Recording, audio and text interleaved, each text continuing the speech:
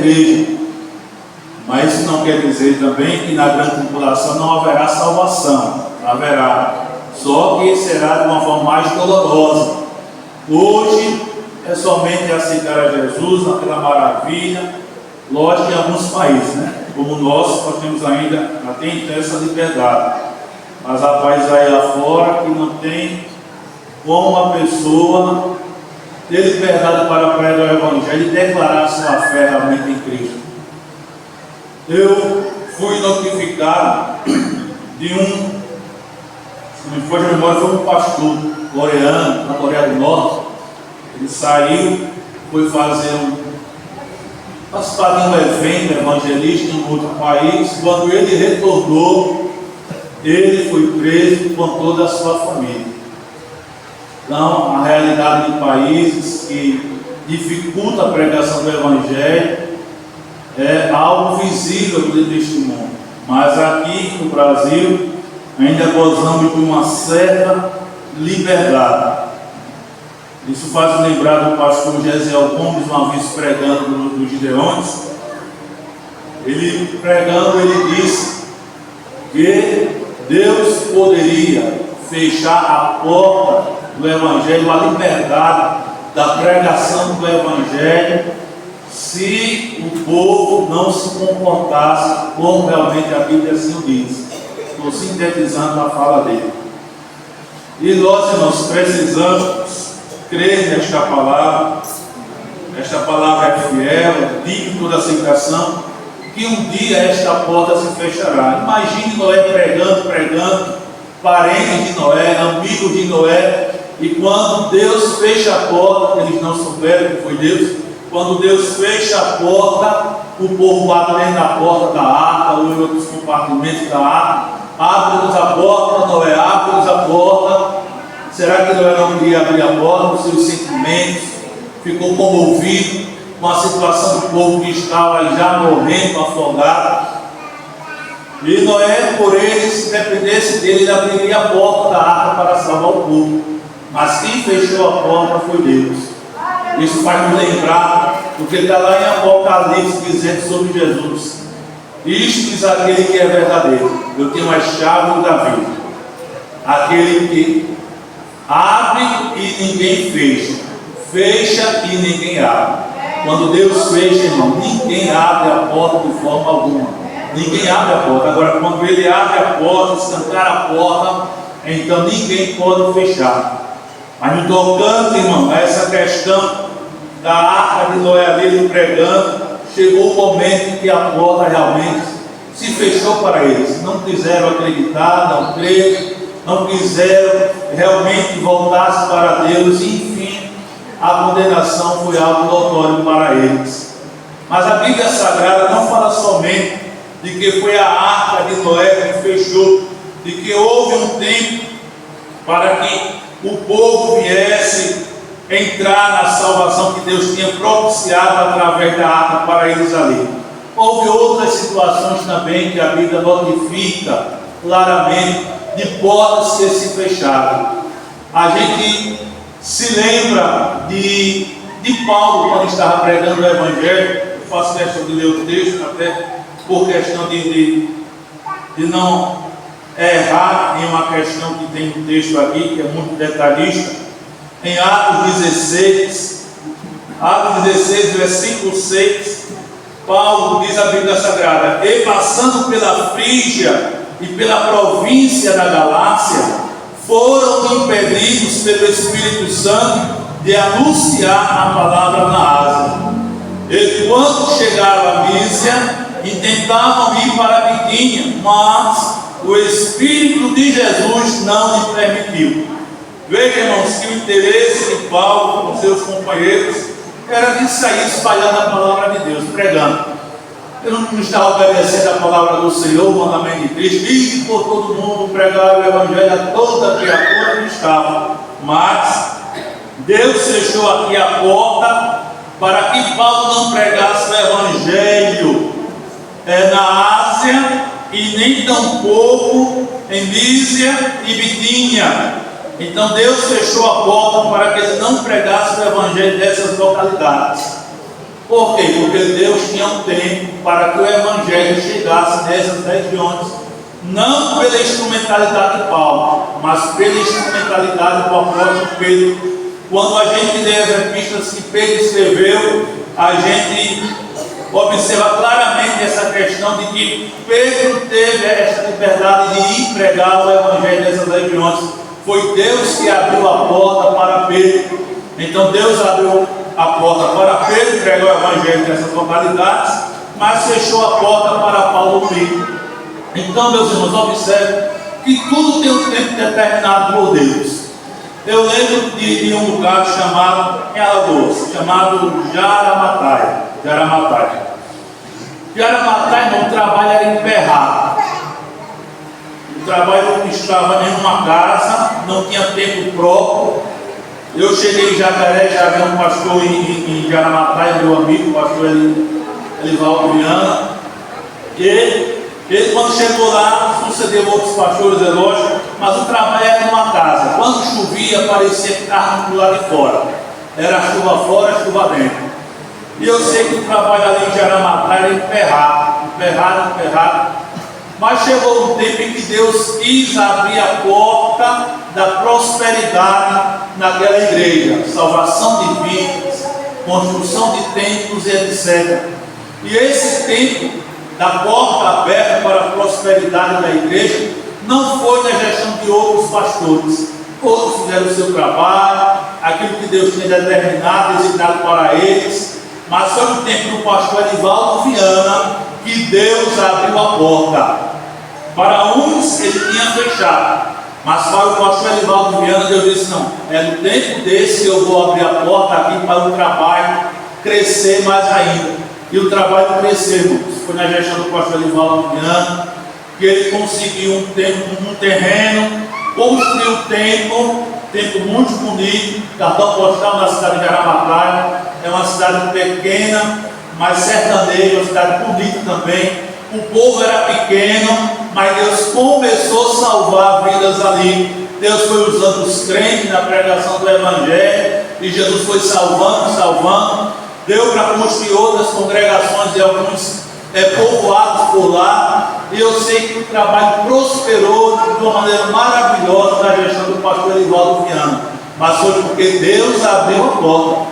Né? Quando Ele abre, ninguém fecha. Quando fecha, ninguém abre. E quando Ele abriu ali, no tempo dele, graças a Deus, o trabalho tem florido cada vez mais para a glória de Deus.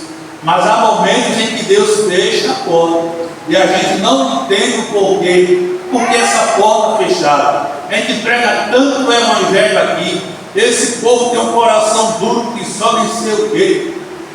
Aqui parece que Deus enterrou, não foi nenhuma cabeça de jumento, foi a família do jumento inteiro que Deus enterrou, que alguém enterrou aqui.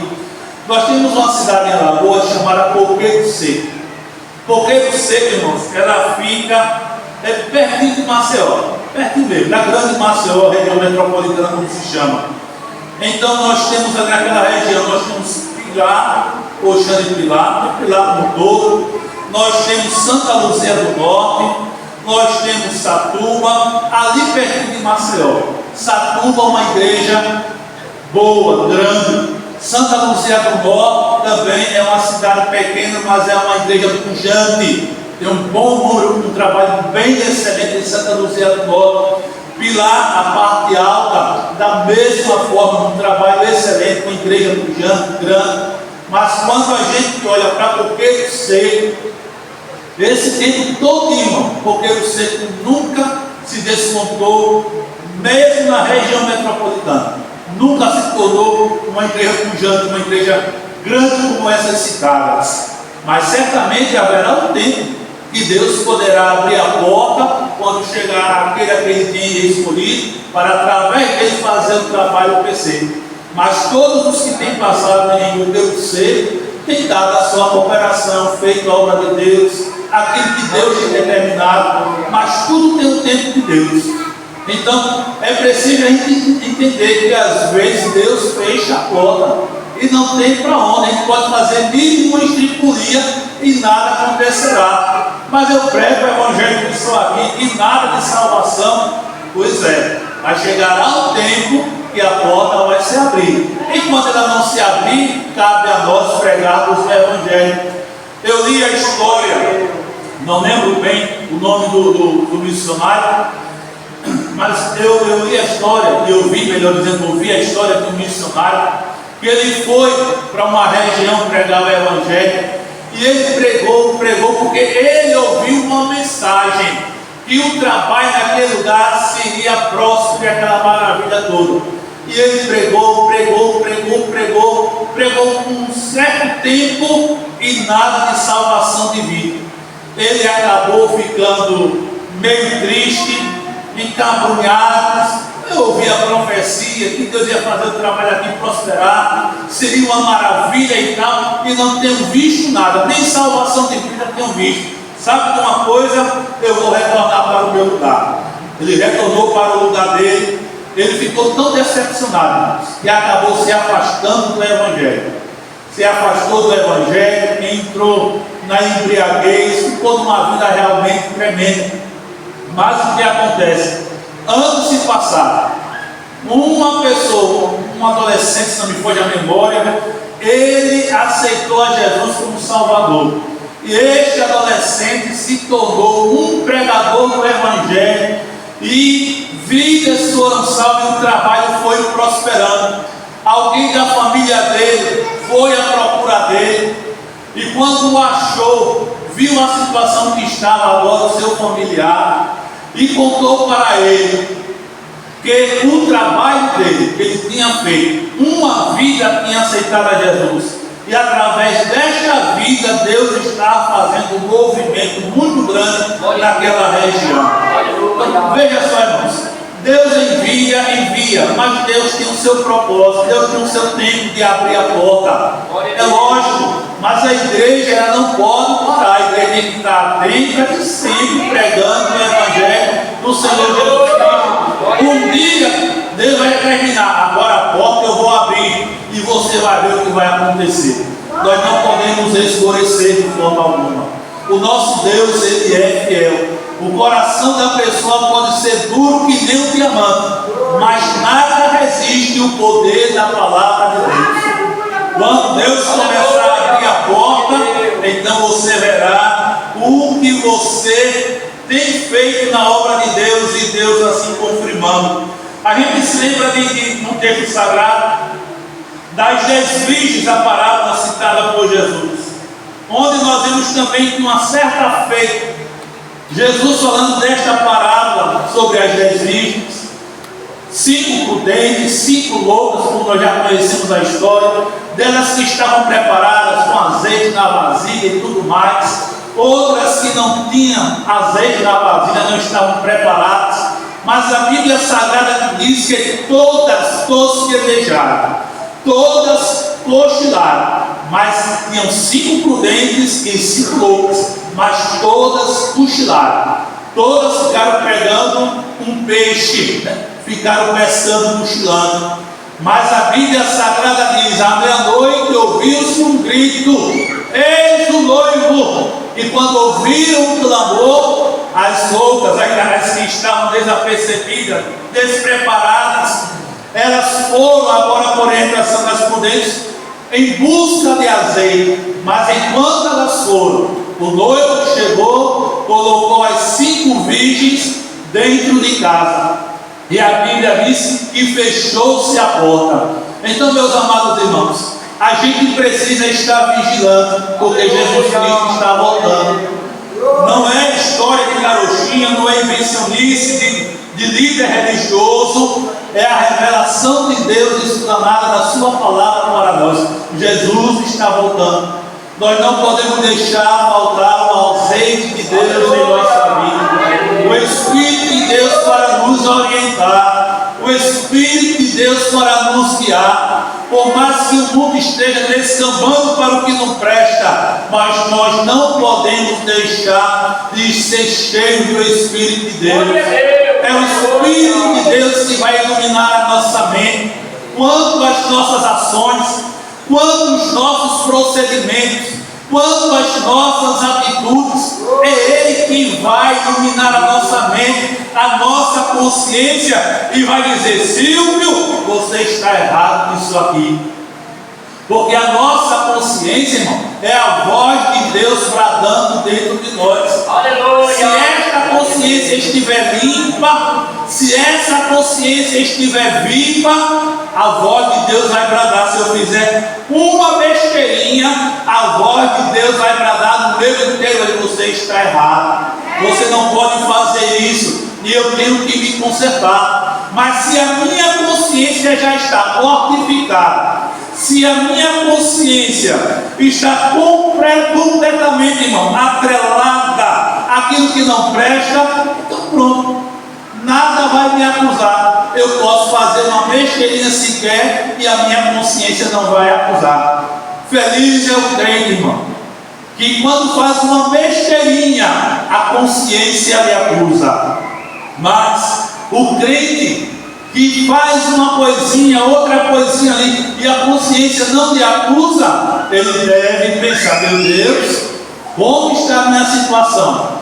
Uma besteirinha que eu fiz e nada está me acusando, então é preocupante. É motivo de você ficar preocupado, dizer: meu Deus, tem algo de errado. Não pode ser assim não. Mas se você faz uma besteirinha, um escorregãozinho aqui, e se a sua consciência fica lhe acusando, graças a Deus por isso. Isto é um indicativo de que a sua consciência está viva, não está morta. Aleluia. De que a sua consciência, ela está aguçada, sensível para ouvir o toque do Espírito Santo na sua alma lhe acusando. Glória a Deus. Faça uma besteirinha aqui e nada de acusação na minha consciência. Então, eu recomendo a você: se preocupe, pelo amor de Deus. Se preocupe. Se você não sente nenhuma chicotada de Deus na sua vida, é para você se preocupar também. Eu, pelo menos, falo por mim, eu me preocupo. Se eu estiver em um trabalho, aleluia, em um culto, seja de ensino, principalmente ensino, e se eu estiver ali, e se passar dias e dias e eu não sentir uma lapadinha de Deus na minha vida, eu tenho que me preocupar. Meu Deus, misericórdia, se eu não estou levando uma lapadinha tua, será que eu já estou tão santo assim que tem que ir para o céu logo? Mas não, a gente tem que se preocupar. Devemos nos preocupar com a nossa vida espiritual, porque Jesus está voltando. 5 virgens imprudentes, vamos assim dizer, e 5 loucas prudentes, delas que estavam vigilantes e preparadas, e delas que não estavam desta forma. E aí vai fazer uma pergunta que requer uma resposta silenciosa: como nós estamos? Estamos vigilantes ou não estamos? Estamos preparados ou não estamos? A gente deve olhar que nem para quem está estudando, né? Chega o momento das provas, eu não sei mais hoje como é, porque tudo está mudando. Hoje em dia eu não sei se tem prova ou o que é, nem sei mais se tem mais prova. Mas vou falar da minha época. Na minha época o professor dizia: olhe, vai chegar já as provas bimestrais, vai ser tal dia e tal dia, os assuntos foram os que a gente expôs para você, o que eu expus para você. E a gente pegava e ficava estudando para poder tirar uma nota boa, uma nota excelente. Hoje em dia, infelizmente, eu li uma matéria de que os alunos passarão, irmão, mesmo reprovados. Parece que com 2 ou 4 matérias. Se for reprovado entre 2 e 4 matérias, nós não temos agora segurança da lembrança, né? Mas entre 2 ou 4 matérias por aí afora, eles vão passar livremente. Vão passar livremente. Então veja a educação que nós estamos tendo hoje. Mas quando eu olho a educação que eu tive lá atrás, os estudos, os professores alinhados para ensinar, às vezes por causa de meio ponto a gente perdia. Por causa do meio ponto, professor, pelo amor de Deus, meio pontinho me ajuda. Vai estudar. Vai estudar e aí você adquire seu primeiro ponto, o que for necessário. Mas hoje em dia, irmão, o negócio está indo de mal a pior, até mesmo na educação. Mas olha só, e se aí não se preparar para fazer uma prova? Seja uma prova na educação, seja um concurso que vai ter, você se inscreve para o concurso, você tem que fazer o quê? Você tem que estudar. Tem que estudar, aguçar a sua mente, relembrar os assuntos que você aprendeu, aguçar a mente, relembrar na memória, para quando chegar o dia da prova do concurso, você está com a mente aguçada, a memória aguçada, para poder fazer a prova bem tranquilamente. Então, tem que ter um preparo. Na vida tudo tem que ter um preparo. E para o arrebatamento da igreja, irmão, tem que ter um preparo também. Ninguém subirá para o céu através do arrebatamento da igreja, os vivos em Cristo. Ninguém subirá para o céu se não estiver preparado. Os que já dormem no Senhor, linguagem bíblica, eles já estão, na nossa expressão chula, já estão na boa. Já estão ali somente esperando o toque da trombeta para subir. Mas nós que estamos vivos, nós estamos aqui, ó, na minha linguagem, suando e ralando. Suando e ralando para ouvir o toque da trombeta. Mas tem que estar preparado. Ninguém subirá. Você pode ocupar qualquer liderança na casa de Deus, isso não é garantia nem da minha pessoa, nem da sua pessoa de subir para o arrebatamento da igreja. Sou líder, Jesus. Isso não tem futuro não. Não tem futuro não. Liderança não dá garantia de chegarmos no céu. O que dá garantia de chegarmos no céu é estarmos lavados, rembidos no sangue do Cordeiro, preparados para ouvir o toque da trombeta e subir ao encontro do nosso amado Jesus. É por isso que não pode faltar o azeite, o Espírito Santo em nossa vida, irmãos, para ficar nos orientando. Vocês se lembram de Davi? Davi, fugiu de Saul, correu. Ele sabia que seu sogro estava querendo matar. A gente só ouve piadas, gracejos com a sogra, Mas veja o sogro bom que Davi teve, Saul, que queria matar ele várias vezes. E ele, quando ele soube, capou o gado, correu, foi-se embora. Mas ele estava em uma caverna. Quando menos espera, o seu sogro, o rei Saul, chegou, dormiu, e os seus soldados, seus valentes, disseram a Davi: olha, Deus te deu Saul na tua mão, vai lá e extermina ele. Aí Davi disse: não, de jeito nenhum, não vou fazer isso, porque é ungido do Senhor. Mas todo o momento que Davi foi lá, vamos pegar um elemento nosso, pegou uma tesoura e cortou um pedacinho da roupa de Saul. Só cortou um pedacinho da roupa de Saul. E a Bíblia Sagrada diz: só por Davi ter feito aquilo ali, lhe doeu a consciência. Só por cortar a roupa, um pedaço da roupa do rei Saul. A consciência de Davi doeu. Uma besteirinha, mas a consciência de Davi estava viva, estava aguçada, sensível para ouvir o toque do Espírito Santo. Então, assim somos nós, irmãos. Nós devemos também estar com a nossa consciência aguçada para entender o que o Espírito Santo está nos falando, entender sua orientação.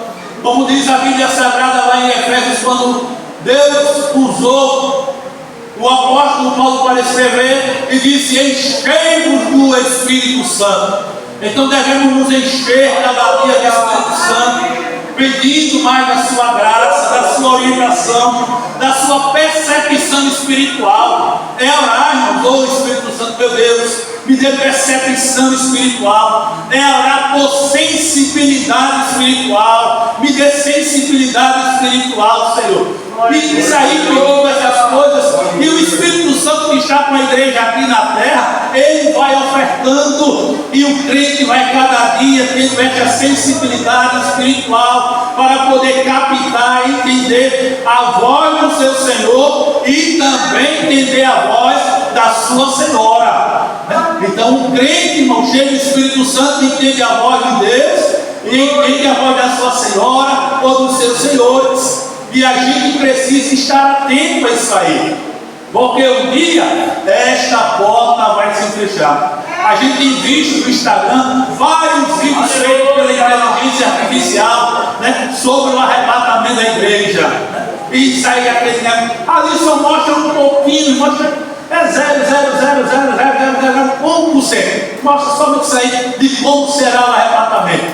A situação dos que aqui ficaram, drástica a situação dos que aqui ficaram. Então, irmãos, a gente não pode ficar. Eu não posso ficar. Você não pode ficar. A gente não pode brincar com a nossa vida cristã.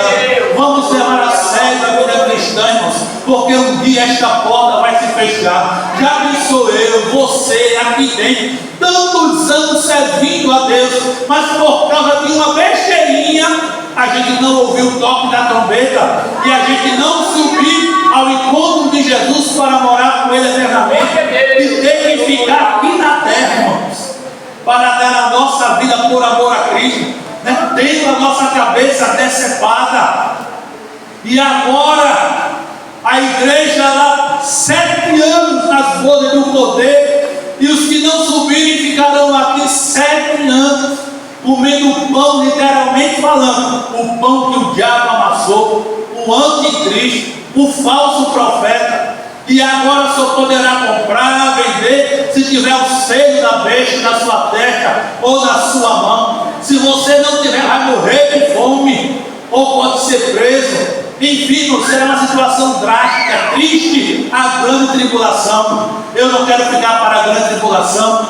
Você também não queira ficar para a grande tribulação. Não queira estar na igreja, mas curtindo com as coisas do mundo, mas dentro da igreja. Não, eu estou na igreja, mas eu estou curtindo. Eu estou aqui tirando a maior onda. Eu não estou levando as coisas do evangelho a sério. Aqui é só na esportiva. Aqui é somente banho-maria. Não, a gente não pode ter uma vida dessa, irmão. Se a gente tiver uma vida dessa, a gente não está preparado para subir para o arrebatamento da igreja. Não tem paz na alma. Um crente, irmão, velho na fé, permita-me assim dizer, mas sem paz na alma. Não tem paz consigo mesmo, como a Bíblia diz, que devemos ter paz conosco mesmo. Não tem paz com o seu próximo. Não pode olhar na cara do seu próximo. É com a cara feia, como quem chupou 1000 limões. E agora, quando olha para a cara do próximo, é aquela cara azeda, amarga. Meu Jesus, tem que ter paz com o próximo. E se não tem paz consigo mesmo, se você não tem paz com o próximo, como é que você vai ter paz com Deus? Nem aqui e nem no lugar. Se você não tem paz consigo mesmo, se você não tem paz com o seu próximo, você também não tem paz com Deus. Aí você diz, mas pastor, fulano é uma pedra no meu sapato, faz isso e aquilo outro comigo. A Bíblia diz, enquanto depender, eu vou ter paz com todos. Quando depender de mim, eu vou ter paz com todos. Então, se alguém pisa no seu pé, se alguém lhe humilha, se alguém lhe maltrata, se alguém faz vergonha, se alguém faz outra coisa com a sua vida, você vai ter somente paz. Não é para estar em conluio com essa pessoa, mas é para ter paz com esta pessoa. Não é para guardar sentimentos negativos no seu coração para com essa pessoa, porque se você nutrir sentimentos negativos para com essa pessoa, a trombeta toca e você não sobe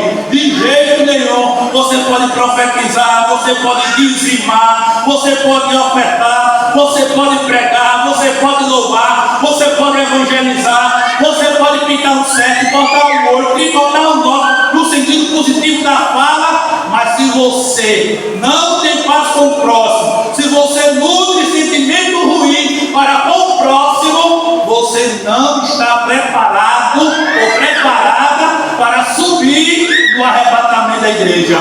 E isso não é uma realidade que muitos não atentam para isso.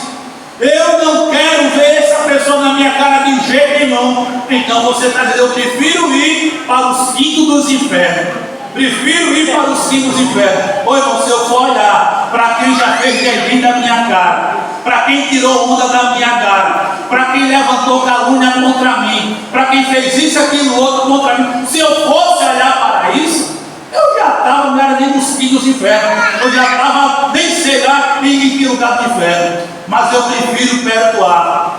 Por que eu prefiro perdoar? Porque o céu é melhor do que o inferno. O céu é melhor do que o inferno. Então é melhor perdoar, é melhor nutrir amor, é nutrir sentimentos maravilhosos contra aqueles que nos faz algo de ruim. Jesus disse que nós devemos orar, irmão, por aqueles que nos maltratam, por aqueles que nos perseguem. É o que nós devemos fazer. Mas nutrir sentimento ruim para com aquelas pessoas que nos desprezam, que faz desdém da nossa cara, que faz de tudo para ver a gente alvoroçado, arrancando o cabelo da cabeça quem tem. Não, de jeito nenhum. Um crente que faz isso, irmão, ele não é cristão. Não é cristão. Não é cristão. Porque cristão quer dizer seguidor de Cristo. E seguidor de Cristo não faz desse jeito. Seguidor de Cristo não diz cabelinho de um, cabelinho de outro. Eu quero ver agora o circo pegar fogo. Não.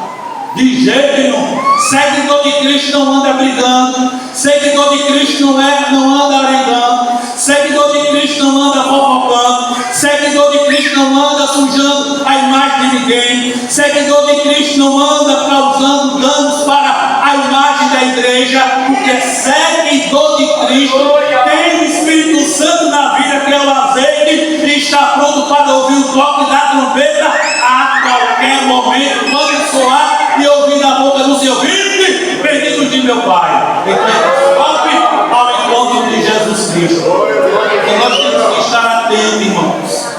Precisamos estar atentos, porque um dia esta porta vai se fechar. E repito, é preciso estarmos vigilantes e preparados. Isso não quer dizer, irmão, que se a gente está vigiando e preparado, a gente já está na hora. Eu sou o bambambam, eu sou o rei e a rainha da tocada escura. Não, de jeito nenhum. Todo cristão, irmão, que luta pela vigilância espiritual, que luta para estar preparado para ouvir o toque da trombeta, ele se humilha mais na presença de Deus. Ele se interessa em querer saber e agradar a Deus, mesmo contrapondo-se aos seus gostos, mas a pessoa quer agradar ao Senhor, porque sabe que deve agradar ao Senhor, e agradando ao Senhor, agradará os verdadeiros fiéis que tem na casa de Deus. Se a gente fizer isso, irmão, a gente está numa situação muito boa pela misericórdia do Senhor. Mas, meus amados irmãos, a Bíblia também fala de uma outra situação, de um outro personagem. Um outro personagem que ouviu por várias e várias vezes a voz de Deus anunciada pela boca de seus servos, a saber, Faraó e os servos de Deus que foram Moisés e seu irmão Arão. Todos sabem que Moisés estava agora fora do Egito. Com 80 anos ele retorna ao Egito, retorna agora como libertador de Deus, levantado por Deus para tirar o povo da terra do Egito. E agora, quando Moisés chega lá no Egito, fala para o povo o que Deus tinha determinado, como Deus tinha se revelado a ele. E Moisés vai falando, e o povo creu na palavra de Moisés, que ele estava sendo enviado como libertador de Deus para eles. E a Bíblia Sagrada diz que o povo ficou crendo naquela palavra, e o povo começou a ficar, segundo a imagem de Faraó, ficou ociosos. O povo agora não estava trabalhando com tanto empenho, porque ouviu a mensagem de Moisés.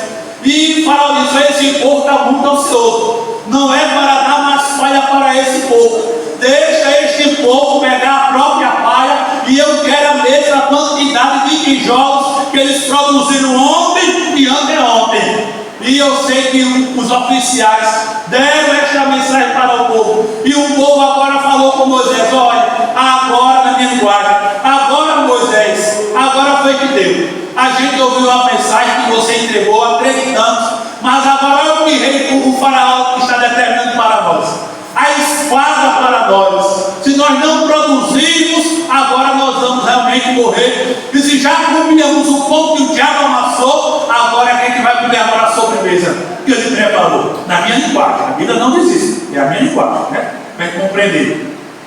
E eu sei que Moisés falou com Deus: mas Senhor, tu me enviaste para libertar este povo, e por que isto ocorre? E a Bíblia Sagrada diz que Deus falou com Moisés. Moisés foi falar com o faraó 10 vezes, irmão. Deus falou com o faraó através de Moisés e Arão. Mas todas as vezes em que a mensagem chegava a faraó, a Bíblia Sagrada diz que o coração de faraó endurecia e ele não queria saber de ouvir a mensagem e não queria deixar o povo ir. Endurecia o coração, não quis ouvir a mensagem e não deixava o povo ir. Veio a primeira praga, batismo de Aristeu, nada feito. Faraó endureceu o coração, não quis saber de ouvir e nem deixou o povo ir. Veio a segunda praga, veio a terceira praga, e a procedência era desse jeito.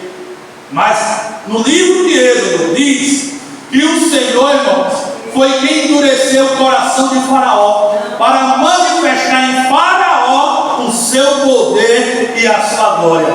Faraó não queria saber, porque Faraó disse: quem é o Senhor? Eu não conheço este Senhor. Ele conhecia outros senhores, com S minúsculo. Ele conhecia outros deuses, com D minúsculo, mas não conhecia o Senhor dos senhores e nem conhecia o Deus dos deuses. Por isso ele disse: quem é este Senhor? Eu não conheço este Senhor. Mas todos nós sabemos da situação. Enfim, a porta estava fechada para ele. A porta, irmão, ele rejeitou tantos apelos de Deus que chegou ao fechamento definitivo da porta da misericórdia. Olha, irmão, Deus é misericordioso, mas há momentos que a porta da misericórdia de Deus também se fecha. A gente precisa atentar para isso. Ele é misericordioso. A palavra misericórdia significa Deus colocar um miserável no seu coração.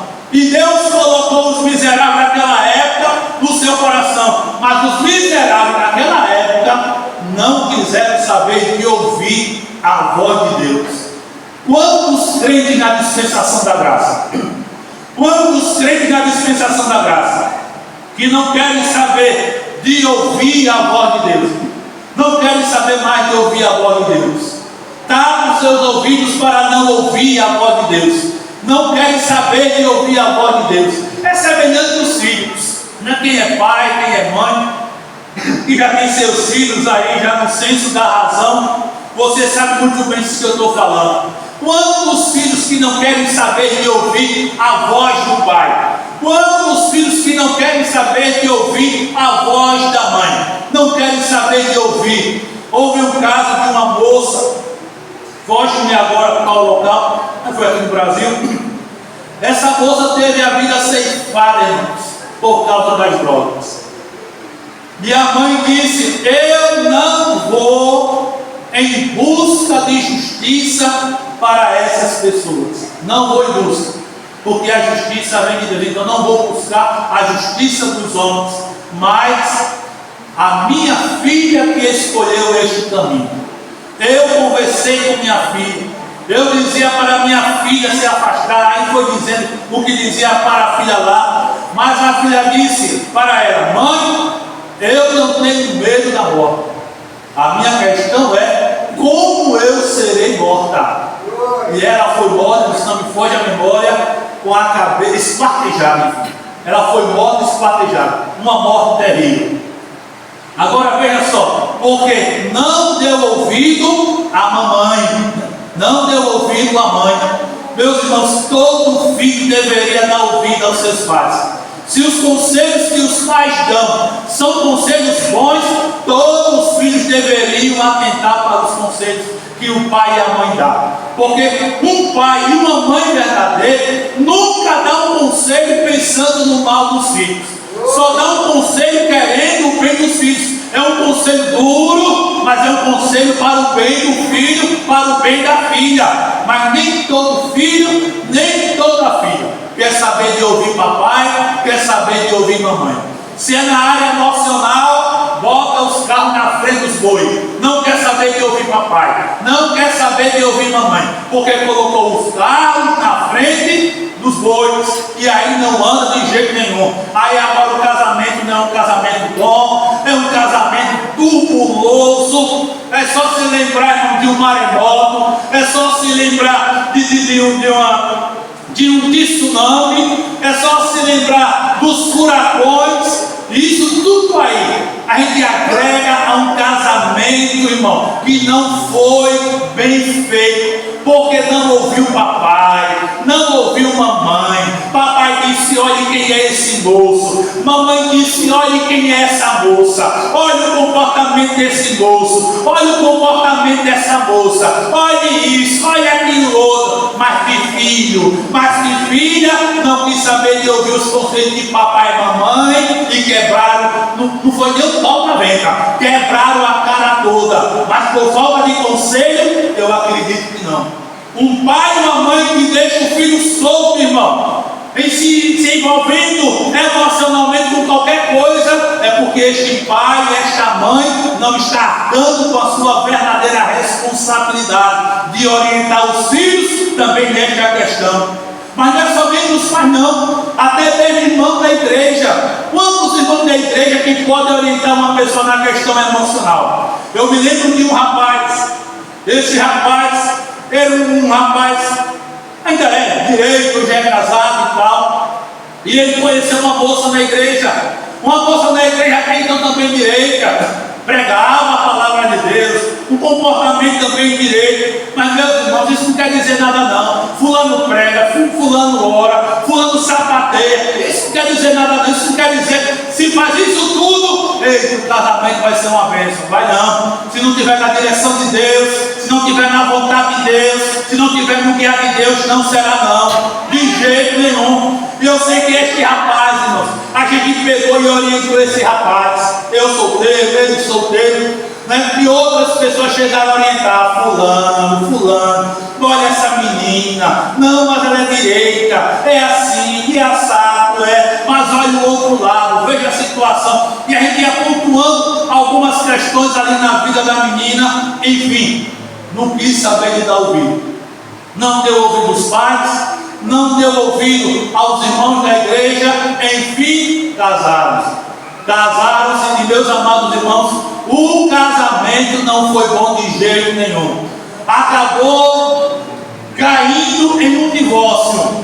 Se divorciaram, porque a menina agora já estava meia, com o nariz muito empinado e outras situações lá, e agora descambou para um divórcio, aquele relacionamento daquele casal, mantendo filho já, e agora se divorciaram. E agora, graças a Deus, hoje já faz um bom tempo que ele já está casado novamente, porque a Bíblia, irmão, dá esse parecer, né? Abre essa brecha. Se houver infidelidade conjugal, a pessoa pode casar. E também, se um dos cônjuges abandonar o lar, abandonou o lar, então a Bíblia dá respaldo, então dá livre para casar, contanto que seja no Senhor, contanto que seja no Senhor.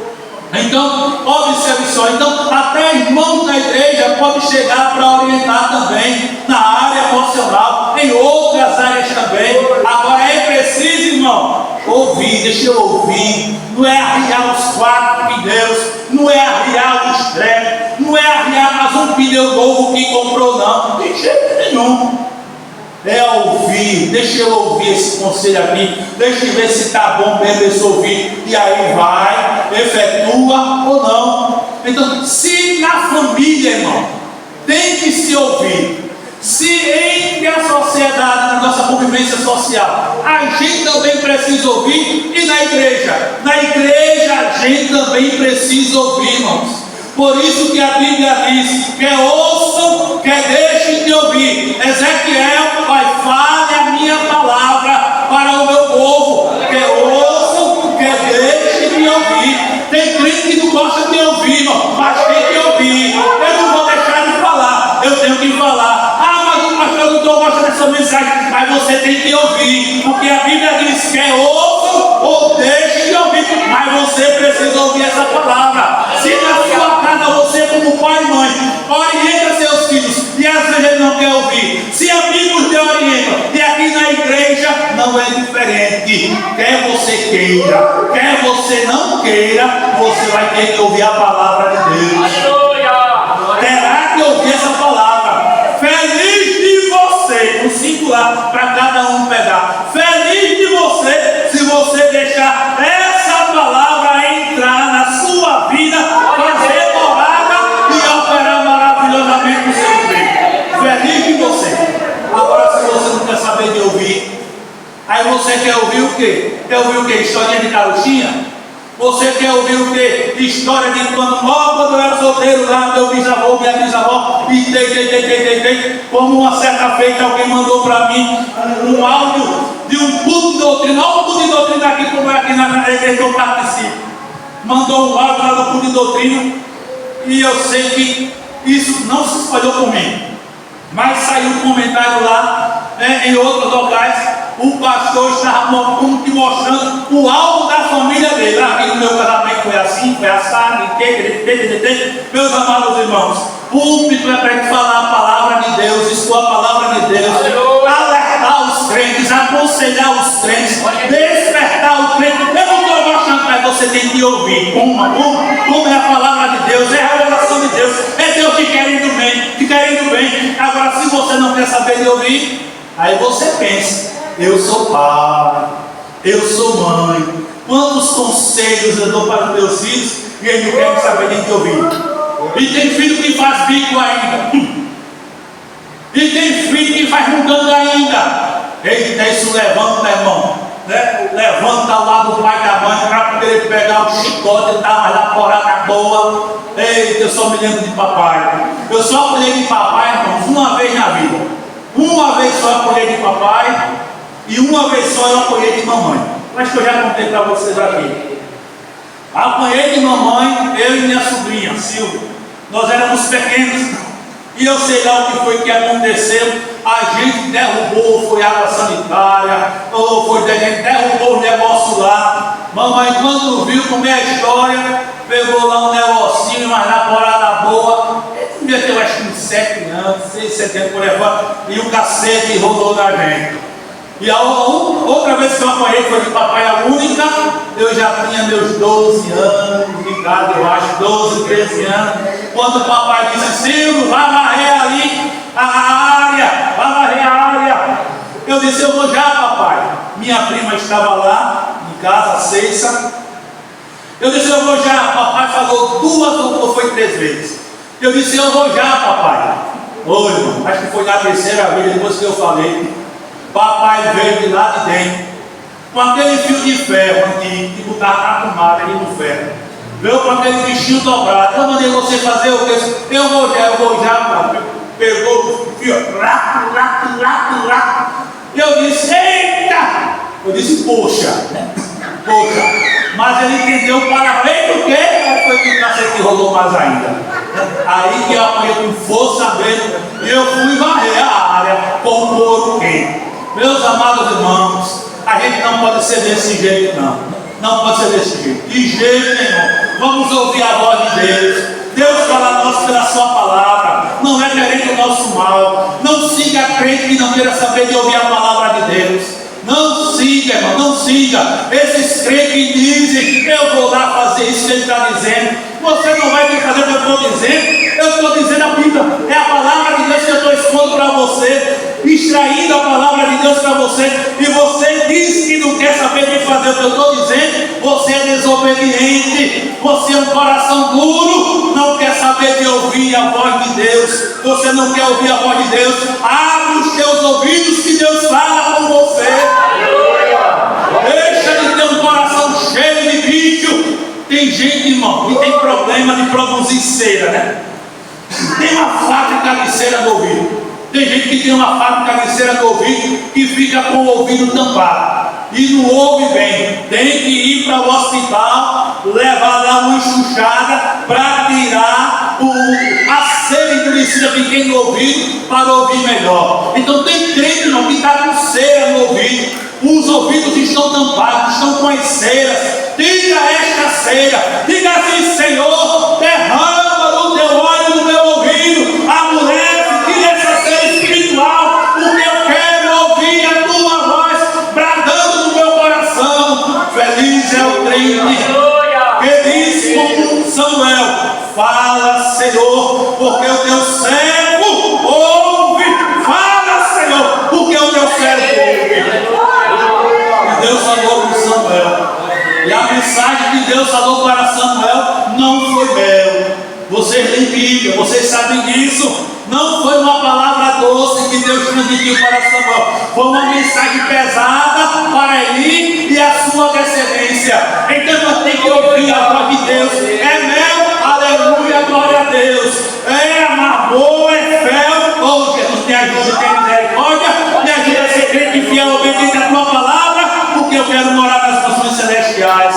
Agora é preciso, irmão, ter um ouvido sensível para ouvir a voz de Deus. Faraó não ouviu. Mais 10 vezes que a mensagem veio para Faraó, mas Faraó endureceu o coração e não quis ouvir. Não quis ouvir. Você já passou por uma experiência dessa? Eu acredito que sim. Eu acredito que na sua vida você já passou por uma experiência dessa, de aconselhar alguém e alguém não querer saber de ouvir aquela palavra. Não quero saber de ouvir. Não quero saber de ouvir. Não quero saber de ouvir. Hoje isso aí machuca a gente, porque está dando um conselho, está ofertando algo bom para aquela pessoa e aquela pessoa não quer saber de ouvir. Vai acontecer o que nem aconteceu comigo. Jeová vai pegar o seu chicote espiritual, vai dar mais laporada boa em você, para você ouvir a voz dele. E se ele fizer isso, diga amém, Jesus, muito obrigado, porque lá em Hebreus está escrito que Deus castiga e corrige aquele que tem como filho. Agora, se você não é filho, se você não sente na vara de Deus, se você não ouve o chicotear de Deus no teu couro, então você não está sendo filho de Deus. Mas todo aquele que Deus chama como filho, Deus vai lá, ó, e castiga. Deus vai lá, ó, e corrige. Então agradeça a Deus. Eu já disse a vocês, e repito novamente, que um dia eu saí da escola, eu fui para a igreja séria, e eu fui: meu Deus, pode falar comigo. Meta o cacete, sem dó e sem piedade. Pode falar, já que eu estou precisando, tu sabe do que eu preciso. E eu sei que eu cheguei na igreja séria, pastor Neto começou a ministrar a palavra de Deus. Quem chegou a ouvir o pastor Neto sabe a ferramenta que Deus entregou a ele. Bem suave, irmãos, parece que não batia ninguém na palavra. Meus irmãos, mas Deus usou o pastor Neto. O cacete rolou nas minhas costas, chicotear de Deus. Eu disse: eu vou embora daqui. Mas a mente veio a lembrança: mas você não pediu para dar uma lapada boa? Você não pediu para apanhar? Então, pronto, eu vou ficar aqui. Eu só saio no pó. Isso eu dizendo amém. Jesus, pode bater, que agora eu só saio no amém. Quando disser o amém, é que eu vou embora. E naquela noite, irmão, eu apanhei, na expressão chula que nem doido. Apanhei, mas a Bíblia se cumpriu. Deus ama. Se Deus corrige, é porque Deus ama. Se Deus castiga, é porque Deus ama. Eu ali estava sentindo o amor de Deus para comigo, a preocupação de Deus para com a minha vida, para que eu fosse e seja um cristão que lute para obedecer a sua palavra, para poder chegar no céu. Vamos ficar em pé para orarmos ao Senhor. 5 para as 9, vamos orar ao Senhor. Vamos orar com o diácono.